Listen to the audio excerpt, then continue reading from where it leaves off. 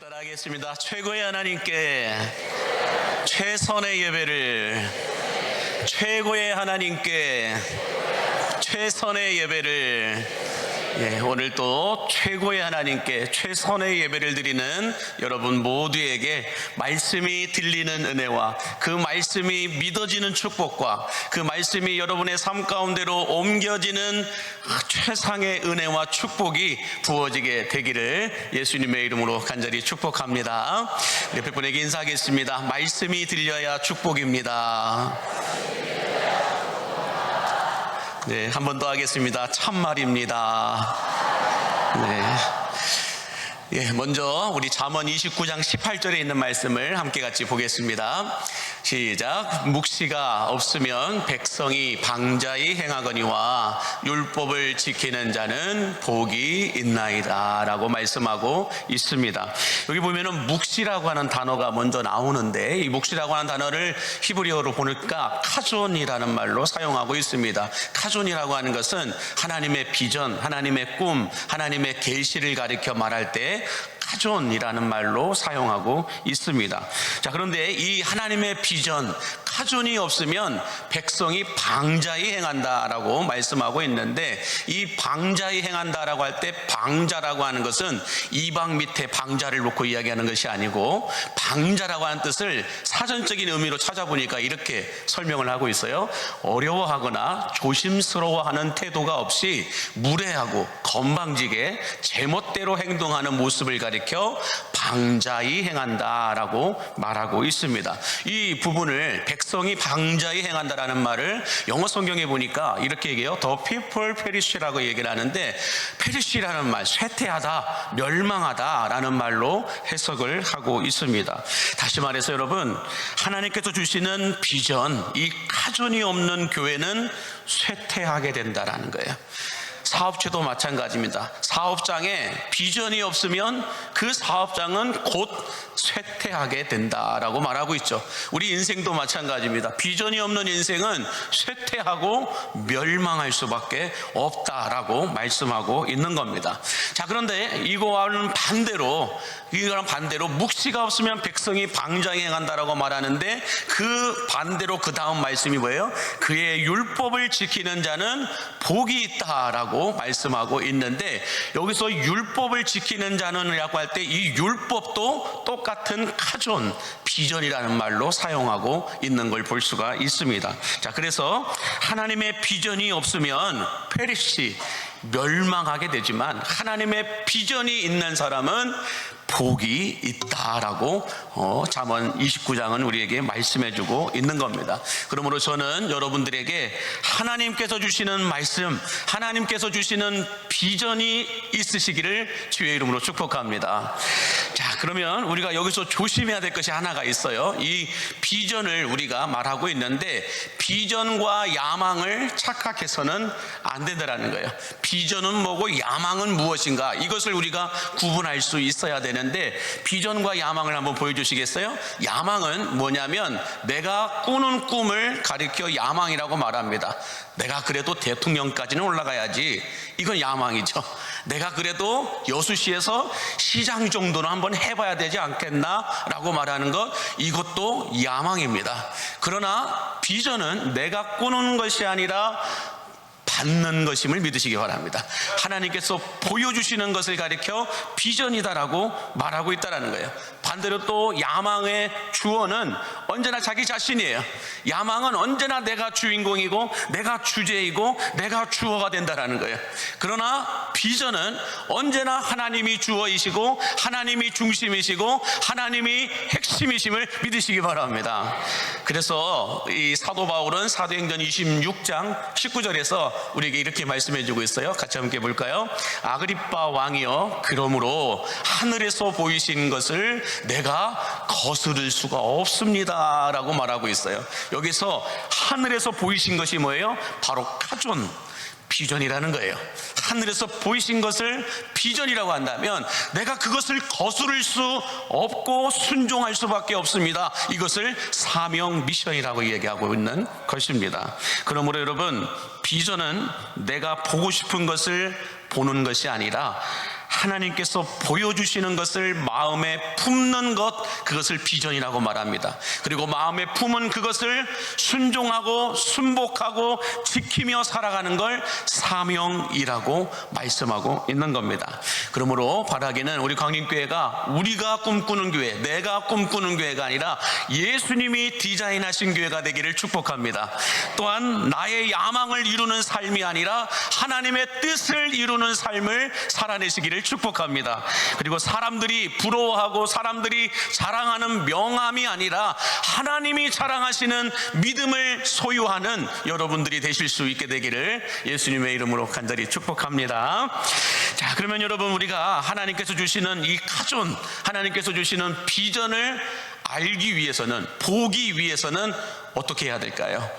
아주 단순합니다. 그것은 하나님의 말씀을 배우면 됩니다. 하나님의 말씀을 배워야 하나님의 비전을 알고 하나님의 비전을 볼 수가 있다는 거예요. 그렇다면 여러분, 열심보다 더 중요한 건 뭐예요? 방향이라고 말하잖아요. 열심보다 더 중요한 건 방향이에요. 마찬가지로 열심히 사는 것보다 더 중요한 것은 하나님의 말씀을 아는 것임을 여러분 믿으시기 바랍니다. 직장생활 하시는 분들은 아마 아실 것입니다. 직장에서 열심히 일하는 것이 중요할까요? 아니면 사장님과 직장 상사의 뜻을 아는 것이 더 중요할까요? 좋은 말로 할 때 말씀하시기 바랍니다. 자, 다시 한번 묻습니다. 직장에서 열심히 일하는 것 중요할까요? 아니면 상사와 사장님의 뜻을 알고 열심히 일하는 것이 중요할까요?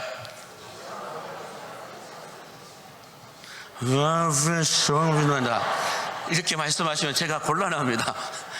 여러분도 알다시피 잘 들어보세요. 사장님과 직장 상사의 뜻이 무엇인지, 사장님이 말씀하신 것, 직장 상사가 말하는 것이 무엇인지 정확하게 알고 그 뜻대로 열심히 하는 게 직장에서 중요한 것임을 믿으시기 바랍니다. 사장님이 직원에게 A를 열심히 하라고 했는데 이 직원은 A가 아니라 자기가 하고 싶은 B만 열심히 한다면 칭찬을 받을까요? 쫓겨날까요? 쫓겨나게 되어 있다는 거예요. 그러므로 우리들도 마찬가지라는 거예요. 우리 인생을 열심히 사는 것 너무 중요합니다. 그러나 우리 인생을 창조하시고 우리 인생을 주관하시는 하나님의 뜻을 아는 것은 더 중요한 것임을 믿으시기 바랍니다. 열심히 살았는데 하나님의 뜻과는 전혀 상관없는 삶을 살았다, 그건 낭비되고 허비된 삶을 살았다라는 거예요. 그래서 호세아 선지자는 우리에게 호세아 6장 3절과 6절에서 이렇게 권면하여 말씀하고 있습니다. 같이 볼까요? 시작. 그러므로 우리가 여호와를 알자. 힘써 여호와를 알자. 나는 인애를 원하고 제사를 원하지 아니하며 번제보다 하나님을 아는 것을 원하노라. 그러므로 여호와를 힘써 알라라고 호세아 선지자는 계속해서 말하고 있습니다. 자, 여러분에게 다시 한번 질문합니다. 아담과 하와가 에덴 동산에서 쫓겨난 이유가 뭘까요? 선악과를 따먹어서 쫓겨났을까요? 아니에요. 선악과를 먹어서 쫓겨난 게 아니라 정확하게 본다면 선악과를 먹으면 정령 죽으리라고 하는 이 하나님의 말씀이 아니라 먹으면 너도 하나님처럼 될 것이다 라고 하는 사탄의 소리를 들었기 때문에 에덴 동산에서 쫓겨난 거예요. 하나님의 말씀을 들은 것이 아니고 사탄의 소리를 들었기 때문에 쫓겨났다라는 거예요. 여러분, 사탄은 오늘날 이 시대에도 우리에게 동일하게 역사합니다. 하나님의 말씀을 듣지 못하게 한다는 거예요. 하나님의 말씀을 왜곡해서 듣게 한다는 거예요. 하나님의 말씀이 아니라 세상의 소리를, 사람들의 소리를 거기에 예민하게 살아가도록 만든다는 거예요. 그래서 하나님이 말씀하시는 건 그냥 우리가 가볍게 넘깁니다. 그런데 옆에 누군가가 나에게 뭐라고 말했느냐는 너무 예민하게 반응할 때가 많다라는 것입니다. 그래서 예수님은 누가복음 8장 12절에서 우리에게 이렇게 말씀해 주고 있어요. 같이 볼까요? 길가에 있다는 것은 말씀을 들은 자니 이에 마귀가 가서 그들이 믿어 구원을 얻지 못하게 하려고 말씀을 그 마음에서 빼앗는 것이라 라고 말해요. 여러분, 에덴 동산에서 아담과 하와가 쫓겨난 것은 페르시, 멸망한 겁니다. 낙원 동산에서, 에덴 동산에서 영원히 살 수 있었음에도 불구하고 쫓겨난 것, 이것은 멸망한 거예요. 결국 망한 거라는 것입니다. 마찬가지로 우리들도 이 땅에서 살아가다가 주님 부르시는 그날 올라갔는데 지옥에 떨어지면 그것은 망한 겁니다. 이 땅에서 아무리 남들이 부러워하는 명함과 자리를 가지고 있었다 할지라도 지옥에 떨어지면 그건 망한 거예요. 사탄은 끊임없이 우리 마음속에 하나님의 말씀이신 예수 그리스도를 빼앗아서 예수 그리스도의 뜻대로 예수 그리스도와 함께 살아가지 못하게 하기 위해서 우리 안에 있는 말씀을 빼앗아 버림을 믿으시기 바랍니다. 말씀을 빼앗기게 되면 결국 어떻게 될까요? 우리들도 아담과 하와처럼 멸망하게 되는 거예요. 완전히 망하게 되는 것입니다. 그러므로 여러분, 마귀는 우리들이 구원받지 못하게 하기 위해서 우리 안에 있는 건강을 빼앗아버리고 물질을 빼앗아버리고 명예를 빼앗아버리고 힘을 빼앗아버리는 것이 아니라요, 우리 안에 있는 말씀을 빼앗아버림을 믿으시기 바랍니다. 여러분, 우리가 물질을 좀 잃으면, 명예를 좀 잃으면, 건강을 좀 잃으면, 힘을 좀 잃으면 사는데 불편합니다. 그러나 망하지는 않아요. 사는데 좀 불편할 수는 있어도 우리 안에 말씀이 있고 예수 그리스도가 살아있으면 다시 시작할 수 있고 다시 살아날 수 있음을 믿으시기 바랍니다. 그런데 마귀는 이걸 알아요. 그렇기 때문에 어떻게 해서든지 우리 안에 있는 말씀을, 우리 안에 있는 예수 그리스도를 빼앗아 간다라는 거예요. 그래서 여러분, 하나님의 말씀을 마귀에게 빼앗겨서 모든 것을 잃어버리고 망해버린 사람이 성경에 대표적으로 한 명을 소개하고 있는데, 그게 누구냐면 사울 왕이라고 하는 사람입니다. 우리 사무엘상 15장 23절을 같이 함께 보겠습니다.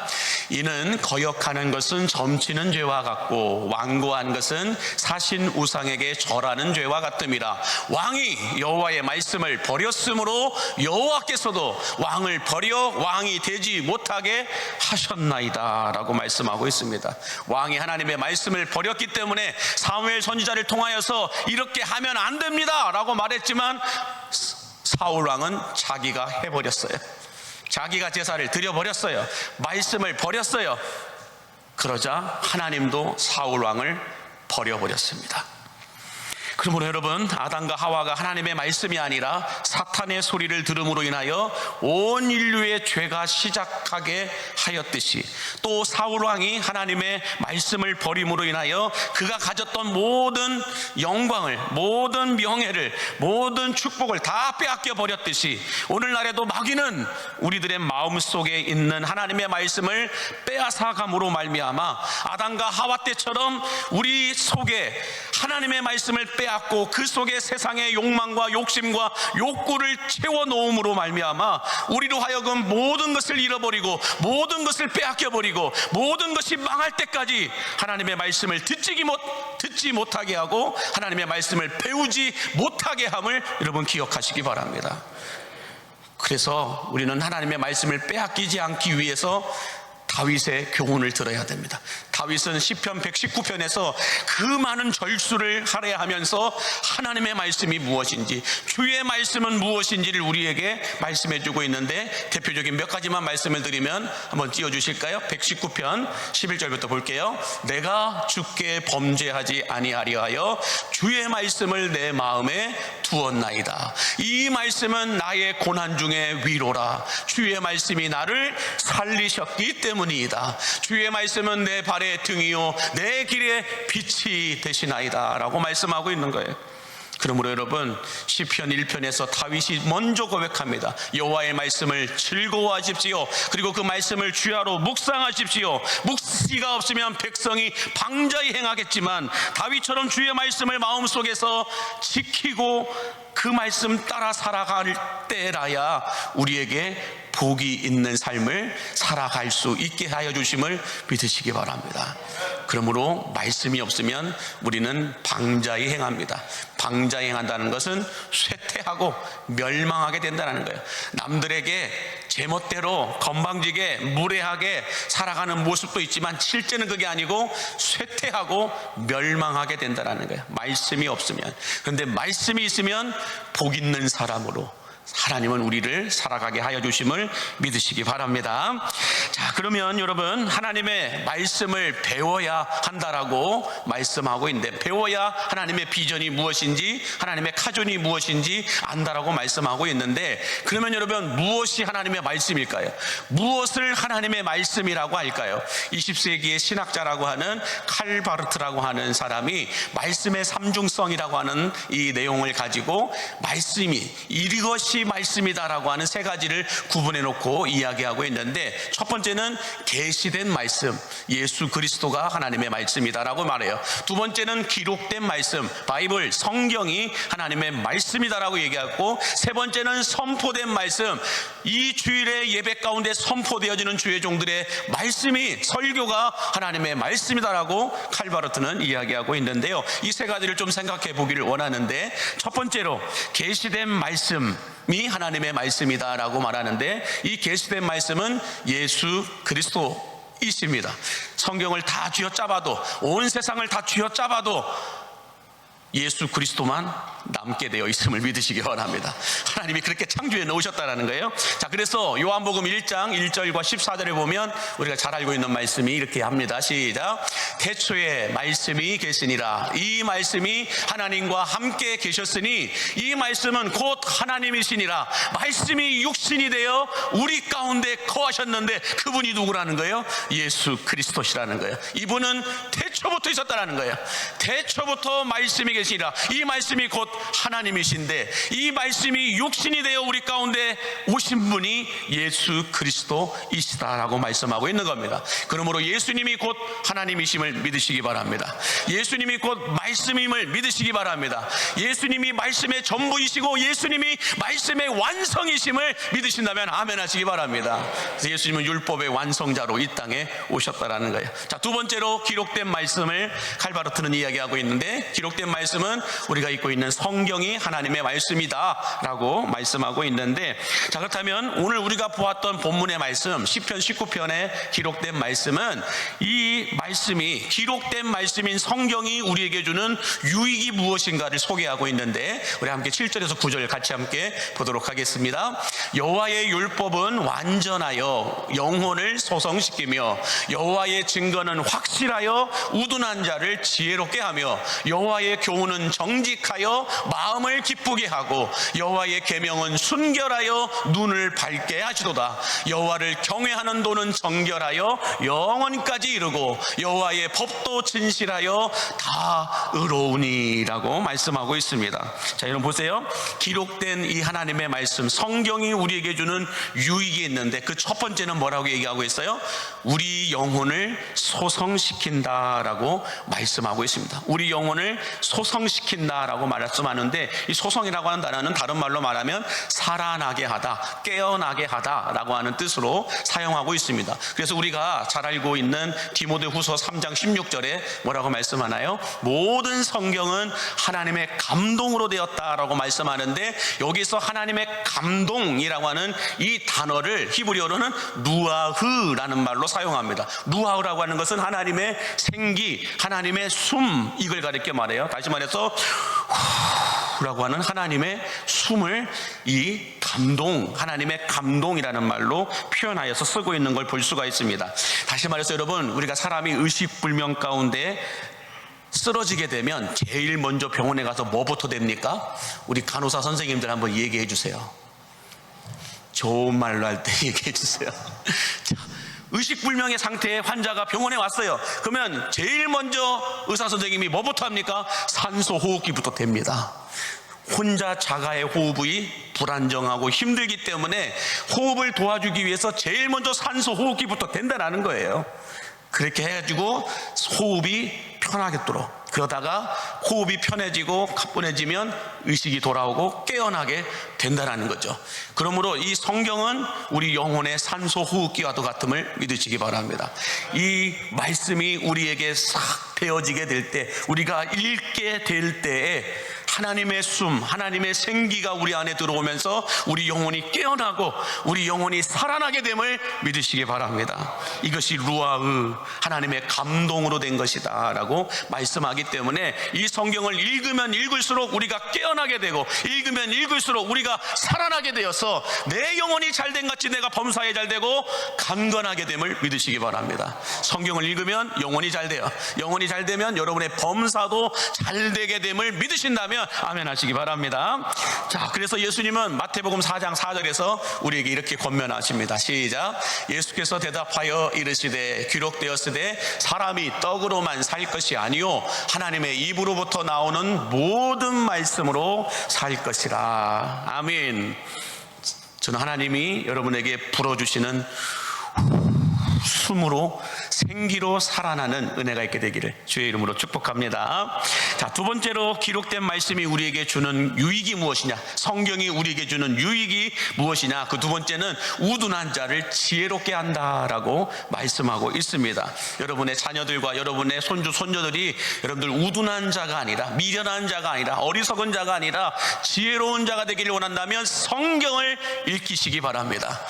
초등학교 들어가기 전에 한글과 영어든 다 떼고 들어가게 하면서 하나님의 말씀은 한 절도 읽지 않게 한다는 거, 여러분들 자녀들을 우둔하게 만드는 거예요. 자녀들을 지혜롭게 하기를 원한다면 이 성경 외에 학교 들어가기 전에 영어를 다 떼게 하고 국어를 다 떼게 하는 건 엘리트를 만들 수는 있어요. 그러나 리더를 만들지는 못해요. 리더를 만드는 유일한 방법은 성경을 읽히는 것임을 믿으시기 바랍니다. 성경을 읽으면 리더가 됩니다. 그러나 열심히 공부하면 엘리트가 됩니다. 그런데 여러분 잘 들으세요. 엘리트를 움직이는 건 리더예요. 엘리트들을 움직이는 사람들은 리더십들이라는 거예요. 그러므로 여러분의 자녀들과 여러분의 후손들이 엘리트를 뛰어넘어 리더가 되기를 원한다고 한다면 성경을 어렸을 때부터, 초등학교 들어가기 전부터, 유아부 때부터 읽히시기 바랍니다. 그래서 여러분들 영성의 코드가 제일 먼저 잡혀야 되는 곳은 유아부임을 믿으시기 바랍니다. 그래서 유아부 때부터 말씀의 코드가 잘 바로 잡힘으로 말미암아 그들이 어느 때든지 성경 말씀을 읽음으로 인하여 그때에 맞는 하나님의 지혜와 지식의 능력이 여러분의 자녀들에게 부어지게 되기를 예수님의 이름으로 간절히 축복합니다. 자, 세 번째로 성경이 우리에게 주는 유익, 기록된 말씀이 우리에게 주는 유익은 우리 마음을 기쁘게 한다라고 말씀하고 있는데, 세상 살면서 마음이 어둡고 괴롭고 우울하고 힘드신 분들이 많이 계실 것입니다. 그때 어떻게 해야 될까요? 성경을 읽으시기 바랍니다. 성경을 읽으면 하나님의 기쁨이 나의 기쁨이 됨을 믿으시기 바랍니다. 하나님의 평안함이 나의 평안함이 됨을 믿으시기 바랍니다. 하나님의 기쁨이 내 안에 충만하게 하신다라고 말씀하시는데, 우리 요한복음 15장 11절에서 예수님이 이렇게 말씀하세요. 시작. 내가 이것을 너희에게 이름은 내 기쁨이 너희 안에 있어 너희 기쁨을 충만하게 하려 함이라. 내가 이것이 뭐예요? 하나님의 말씀을, 이 말씀을 너희에게 이르는 것은, 너희에게 전하는 것은 너희 안에 내 기쁨이 충만하게 하기 위함이다, 이렇게 말씀하고 있다라는 거예요. 그러므로 성경을 읽으면 읽을수록 하나님의 기쁨이 내 안에 채워지고 충만하게 됨을 믿으시기 바랍니다. 그래서 성경 읽는 사람들은 얼굴이 다 이뻐요. 옆에 분을 보시겠습니까? 이뻐요. 한 번 더 얘기해 주세요. 당신 진짜 이쁩니다 라고 인사해 주세요.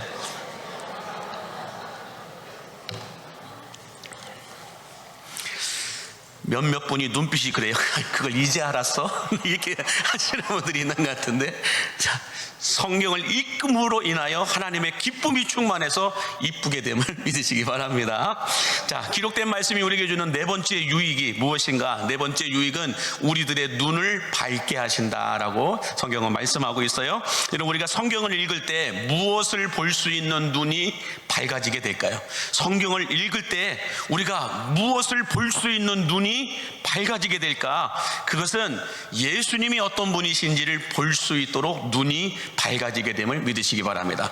성경을 읽으면 읽을수록 자연 만물 속에서 역사하시는 예수님을 보게 하심을 믿으시기 바랍니다. 성경을 읽으면 읽을수록 꿈속에서 나타나신 예수님의 뜻을 알게 하여 주심을 믿으시기 바랍니다. 성경을 우리가 읽으면 읽을수록 세상 만사 속에서, TV 속에서, 세상 속에서 일어나고 있는 전쟁 속에서도 하나님의 뜻이 무엇인지 예수님을 발견하게 됨을 믿으시기 바랍니다.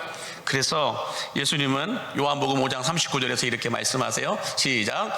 너희가 성경에서 영생을 얻는 줄 생각하고 성경을 연구하거니와 이 성경이 곧 내게 대하여 증언하는 것이니라. 성경을 읽으면 읽을수록 예수님이 어떤 분이신지 알게 됨을 믿으시기 바랍니다.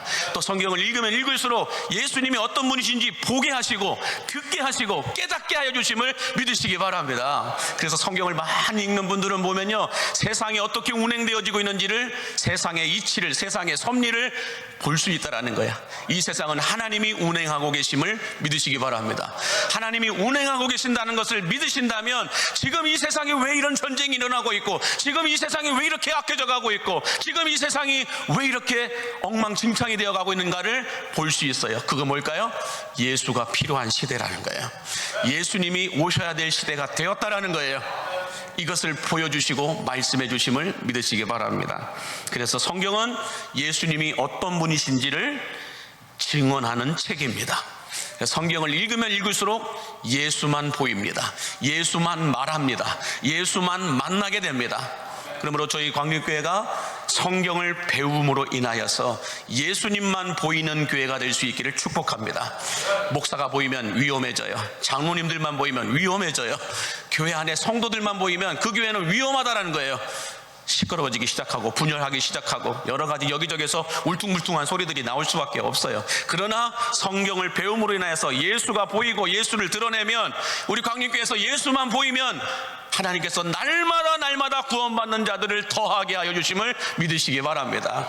수많은 성도들이 예수 보고 오는 거지 우리 보고 오는 게 아니라는 거예요. 우리 광림교회에서 예배 가운데 예수님의 역사가 느껴지고 체험되어지고 이루어져야 여러분 수많은 사람들을 하나님께서 보내어 주심을 믿으시기 바랍니다. 우리 함께 옆에 분에게 인사하겠습니다. 나도 그 중에 하나다. 나도 그 중에 하나다. 예수 때문에 이곳에 온 줄을 믿으시기 바랍니다. 자, 마지막 세 번째로 칼바르트가 말한 선포된 말씀은 무엇이냐? 설교이다라고 말하고 있는데요. 설교이다라고 말하고 있는데, 자, 여러분, 우리가 예배를 드리는 것만큼, 이렇게 많은 예배를 드리는데, 이렇게 예배를 드리는 것만큼 은혜를 받지 못하고 변화되지 못하고 축복을 받아 누리지 못하는 이유가 뭘까요? 이렇게 매주일마다 와서 예배를 드리고 있고, 우리가 예배 대행진을 하면서 한 번 더 예배합시다, 두 번 더 예배합시다, 세 번 더 예배합시다, 계속 예배합시다. 아멘 안 하는 거 봐. 자, 우리가 이렇게 한 번 더, 두 번 더, 세 번 더 이렇게 예배합시다 라고 얘기하면서 정말 그렇게 1부도 예배드리고 2부도 예배드리고 3부도 예배드리고 오후에도 예배드리는 분들이 있으세요. 내가 다른 건 할 수 없어도 예배 드리면서 영성 온도를 올리는 거에 대해서는 내가 힘쓰겠다라고 이렇게 하시는 분들이 있어요. 혹시 오늘 인사하러 오신 분이 있으신가요? 없으세요? 네. 아니요, 정치인이요. 어디 나오신다고 인사하러 오신 분, 그분들 좀 많이 데리고 오세요. 그래서 여기서 인사시키고 영성 온도를 올리면 된다니까요. 다음 주에는 좀 데리고 오세요. 자, 이렇게 많은 예배를 드림에도 불구하고 우리가 이 예배를 통하여 은혜를 받지 못하고, 이 예배를 통하여 내가 변화되지 못하고, 이 예배를 통하여 내가 하늘의 축복을 받아 누리지 못하는 이유가 뭐냐는 거예요. 그 이유를 사도 바울은 뭐라고 얘기하고 있냐면, 선포된 말씀, 설교를 듣는 일에 실패하기 때문이다 라고 말해요. 설교를 듣는 일에 실패하기 때문이다 라고 말하는데, 우리 함께 데살로니가전서 2장 13절 말씀을 함께 같이 보겠습니다. 읽겠습니다. 시작. 이러므로 우리가 하나님께 끊임없이 감사함은 너희가 우리에게 들은 바 하나님의 말씀을 받을 때에 사람의 말로 받지 아니하고 하나님의 말씀으로 받음이니 진실로 그러하도다. 이 말씀이 또한 너희 믿는 자 가운데서 역사할 것이다 라고 말씀해요. 잘 들으세요. 너희에게 감사함은 너희가 우리에게 들은 바, 우리에게 들은 게 뭐예요? 설교라는 거예요. 설교를 들을 때에, 하나님의 말씀을 받을 때에 사람의 말로 받지 아니하고 하나님의 말씀으로 받음이니 진실로 그러도다. 이렇게 하나님의 말씀으로 믿고 받은 자들에게는 말씀이 역사한다라고 말씀하고 있어요. 말씀에 기록된 것이 그대로 역사하여진다라고 말씀하고 있는 건데, 그래서 제가 여러분들 이런 말씀을 드렸던 적이 있어요. 한번 보여주시겠어요? 성경에 기록된 모든 말씀은 언제나 나를 향한 하나님의 질문이시고 나에게 말씀하시는 하나님의 응답임을 믿으시기 바랍니다. 성경에 기록되어 있는 모든 말씀은 나에게 하나님이 질문하시는 거예요. 그리고 나에게 응답하시는 거예요. 이것이 성경이라는 것입니다. 근데 여러분, 성경 말씀을 다 아시나요? 성경 66권을 다 읽으셨잖아요. 성경 66권을 다 읽으셨는데, 읽으실 때마다 이 말씀이 이런 뜻이구나, 이 말씀이 이런 메시지가 있는 거구나, 다 이해를 하십니까? 힘들어요. 목사인 저도 힘들어요. 그래서 공부하고 연구하고 몸부림을 치는 거예요. 그래서 많은 분들이 성경을 읽죠. 창세기, 출애굽기, 레위기까지 가요. 그러다가 레위기에서 내 위기가 오죠. 그래가지고 거기서 멈춰요. 그러다가 구약 성경은 너무 힘들구나. 그래서 이제 신약으로 가죠. 마태, 마가, 누가, 요한까지는 잘 읽습니다. 근데 복음서 폭까지기 시작해요. 그러다가 안 되겠다, 요한계시록 가죠. 요한계시록 갔다가 이제는 나가 끝날 때가 왔다. 그래서 그냥 멈출버릴 때가 많아요. 근데 여러분, 성경을 읽다 보면 몰라요. 그래서 누가 필요해요? 성경을 가르쳐주고 성경을 해석해주고 성경을 풀이해주는 사람이 필요해요. 그게 누구예요? 목사가 할 일이에요. 그래서 에디오피아 내시가 이사야 선지자의 글을 읽는데 뭔 말인지 알 수가 있어야죠. 그때 누가 나타나요? 빌립이 나타나죠. 빌립 사도가 나타나가지고 에디오피아 내시에게 이게 무슨 뜻인지 아느냐라고 하니까 모릅니다 라고 하니까 빌립이 그럼 내가 설명해 주겠다고 얘기하면서 풀어줍니다. 자, 여러분, 이와 같이 목사가 설교를 통하여서, 목사가 성경 공부를 통하여서 성경에 기록되어 있는 말씀을 해석하고 풀이해줘야 성도들은 이해할 수 있다는 것을 여러분 믿으시기 바랍니다. 근데 이 풀어주는 시간, 성경을 해석해주는 시간, 성경에 대한 말씀을 선포하는 시간, 이 설교 시간을 우리가 실패하면, 듣는 일에 실패하면, 이 성경을 통하여 말씀하시는 은혜, 이 성경을 통하여 나를 치유하시는 은혜, 이 성경을 통하여 나를 변화시키시는 은혜, 이 성경을 통하여 내게 말씀하시는 하늘의 축복이 안 나타난다는 거예요. 그래서 설교의 최고봉이라고 하는, 이 시대 최고의 설교의 대가라고 하는 찰스 스펄전이라고 하는 목사님이 계세요. 이 찰스 스펄전이 이 찰스 스펄전의 모든 인생 일대기를 써놓은 스펄전 평전이라고 하는 책이 있어요. 그 책에서 설교의 대가인 찰스 스펄전이 이런 말을 적어놨어요. 뭐라고 하냐면, 모든 설교의 표적은 나를 향하여 있어야 한다라고 말하고 있습니다. 모든 설교의 표적은 나를 향하여 있어야 된다. 그런데 한국교회가 이 말을 잘못 사용하고 잘못 해석하고 있는 것을 볼 수가 있어요. 그게 뭐냐면 표적 설교라는 말로 잘못 사용하고 있는 걸 볼 수가 있습니다. 그래서 설교를 들을 때 내가 지은 죄들을, 내가 지난 한 주간에 지었던 죄들을, 내가 작년에 지었던 죄들을, 내가 10년 전에 지었던 죄들을 설교를 통하여 이야기하면 많이 힘들어하십니다. 표적 설교한다고. 뿐만 아니라 나와 연관되어져 있는 설교를 하게 되면 표적 설교한다고 기분을 나빠하기도 하십니다.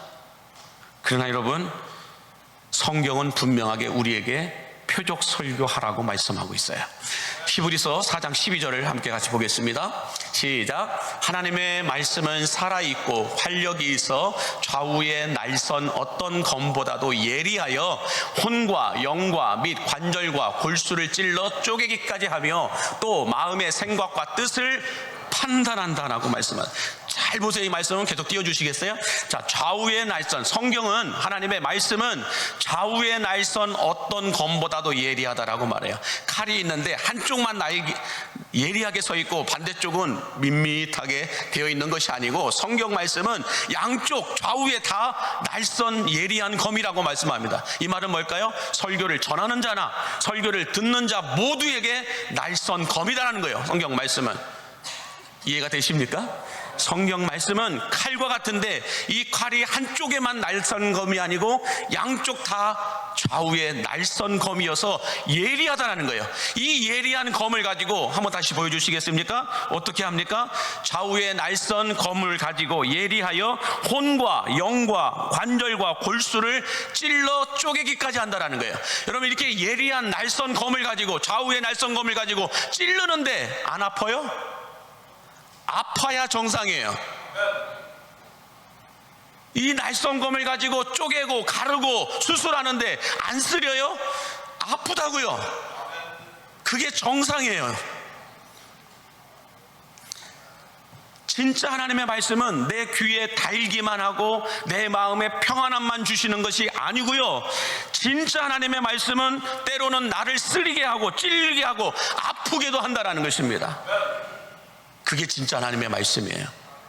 그래서 예레미야 23장 29절은 우리에게 이렇게 말씀해 주고 있어요. 시작.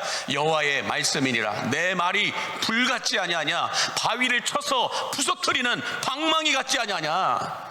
하나님의 말씀으로 여러분 우리를 불태워버리면 마음이 뜨거워질 수밖에 없어요. 하나님의 말씀이 들어와서 불사르면 우리 마음이 뜨거워질 수밖에 없다라는 거예요. 그래서 엠마오로 가는 두 제자에게 예수님에 대해서 말씀을 해석해 주실 때 그들이 뭐라고 고백해요? 길가에서 우리에게 말씀을 해석해 주실 때 우리 마음이 뜨겁지 아니하냐. 왜요? 말씀은 불 같기 때문에. 그러므로 여러분, 제 입에서 불이 나가고 있음을 믿으시기 바랍니다. 거북선은 아니에요. 거북선은 아니기 때문에 거북해하지 마시고 내 입에서 하나님의 불이 나가고 있음을 믿으신다면 여러분의 마음이 뜨거워질 수밖에 없다라는 것입니다. 근데 인간의 말이 나가면 기분만 나빠요. 하나님의 말씀이 나가면 내 마음이 뜨거워지게 됩니다.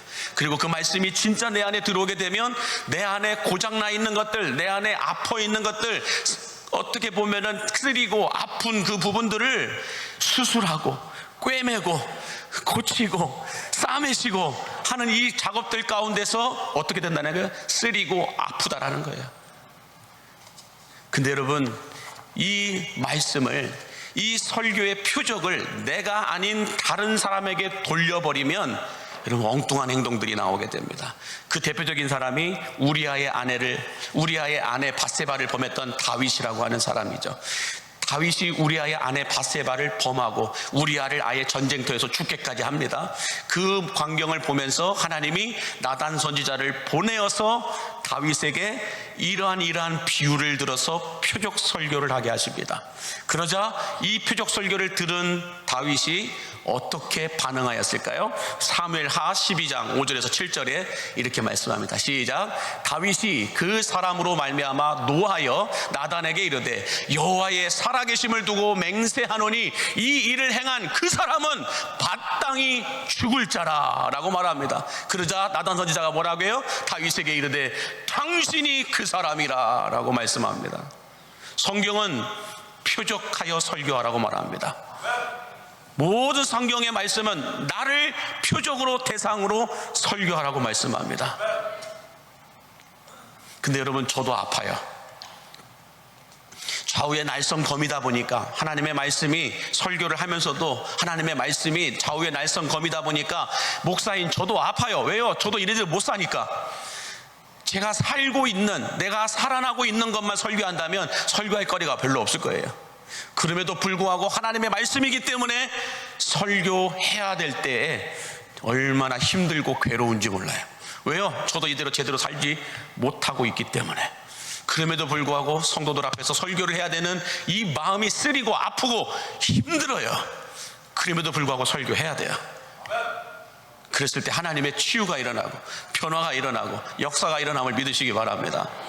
그러므로 여러분들, 나단 선지자를 통하여 다윗이 잘못했던 것을 하나님이 말씀하게 합니다. 근데 비유로 말씀하여 알아듣게끔 하셨다는 거죠. 근데 다윗은 알아들었어요? 못 알아들었어요? 못 알아들었어요. 왜 그럴까요? 설교의 표적을 자기에게 향하지 않고 엉뚱한 사람에게 맞추었기 때문에 그렇습니다. 여러분, 모든 설교는 나에게 표적을 맞춰야 할 줄로 믿으시기 바랍니다. 이 설교는 우리 아내가 들어야 돼. 이 설교는 박 지사님이 들어야 돼. 이 설교는 권 권사님이 들어야 돼. 이 말씀은 누가 들어야 돼, 누가 들어야 돼. 그런 분들에게는 아무런 변화가 일어나지 않아요. 그렇게 설교를 들으니까 아무런 치유도 없고 변화도 없고 새로워지는 것도 없고 축복도 없는 거예요. 여러분, 내가 아프면 내가 가서 내 증상을 이야기해야 정확한 처방이 나옵니다. 그런데 나 아파, 당신이 가서 약 지어와. 아내가 가가지고 우리 남편 아프대요, 약 지어주세요. 어디가 아픈데요? 아파요. 그냥 약 지어달라고요. 어디가 아픈데요? 그냥 아프다고요. 그냥 아프대요. 어떻게 증상이 있는지, 어디가 정확히 아픈지 그거에 대해서 설명을 못 해줘요. 근데 진짜 본인이 가면 어떻게 해요? 여기도 아프고 여기도 아프고 이렇게도 증상이 있고 저렇게도 증상이 있어요. 그럼 의사가 그걸 듣고 어떻게 해요? 그러면 주사도 맞아야 될 것 같고, 여기 부분은 쬐매야 될 것 같고, 여기 부분은 찔러야 될 것 같고, 여기 부분은 이렇게 고쳐야 될 것 같아요. 그렇게 해야 병이 나아요, 안 나아요? 나아요. 모든 말씀의 표적은 나를 향하여 있어야 할 줄로 믿으시기 바랍니다. 그래야 내가 치유가 일어나고 치료가 일어나고 변화가 일어나고 성장과 성숙이 일어나면서 내가 부흥을 경험할 수 있음을 믿으시기 바랍니다. 근데 다윗은 그러지 않았다고요. 남에게 표적을 돌려놨어요. 그러다 보니까 나는 여전히 병들어 있어요. 그래서 여러분, 모든 말씀의 표적을 나에게 향할 때 우리가 아까 보았던 데살로니가전서 2장 13절에서 말씀하고 있듯이 사람의 말로 받지 않고 하나님의 말씀으로 받을 때 이 말씀의 역사가 그에게 나타난다라고 말하고 있어요. 내게 기분 좋은 말씀이든 내 귀에 단 말씀이든 쓴 말씀이든 아픈 말씀이든 쓰린 말씀이든 어떤 말씀인지 간에 선포되어지는 말씀이 주님이 나를 향하여 말씀하시는 말씀이라고 여러분 받아들이고 믿는다면 그 말씀의 역사가 나에게서 나타나게 됨을 믿으시기 바랍니다. 그러므로 여러분, 우리는 설교의 표적을 언제나 나에게 맞추어서 성경에 기록된 모든 말씀들을 통해 내게 질문하시고 내게 말씀하시고 내게 응답하시는 그 하나님의 음성을 들을 수 있게 되기를 간절히 축복합니다. 그 말씀을 들어야 여러분이 살아날 수 있어요. 그 말씀이 들려야 여러분들 복을 받을 수 있음을 믿으시기 바랍니다. 바라기는 우리 광림교회 모든 성도들은 기록된 말씀 이 성경을 풀어서 설교하는 주의 종들을 통하여서 계시된 말씀 예수 그리스도를 만나고 예수 그리스도를 듣고 예수 그리스도를 전하는 삶을 살아감으로 말미암아 부흥의 역사가 여러분으로부터 다시 시작되어질 수 있게 되기를 주의 이름으로 간절히 축원합니다. 기도하겠습니다. 만복의 근원 되신 하나님, 묵시가 없으면 백성이 방자히 행하지만 율법을 지키는 자는 복이 있다라고 말씀하여 주셨듯이 하나님의 말씀을 즐거워하여 그 말씀을 주야로 묵상하는 광림의 성도들 되게 하여 주시어서 하나님의 꿈을 가지고 하나님의 비전을 가지고 하나님의 계시를 가지고 가존이 있는 인생을 살아가게 하여 주시옵소서. 무엇보다 기록된 말씀을 성경을 통하여 예수 그리스도를 보게 하여 주시고 선포된 말씀인 설교를 통하여 예수 그리스도를 들을 수 있게 하여 주시어서 계시된 말씀과 기록된 말씀과 선포된 말씀이 주시는 이 땅의 유익과 하늘의 축복을 받아 누릴 수 있는 우리 광림의 성도들 되게 하여 주옵소서. 예수님의 이름으로 축복하며 기도하옵나이다. 아멘.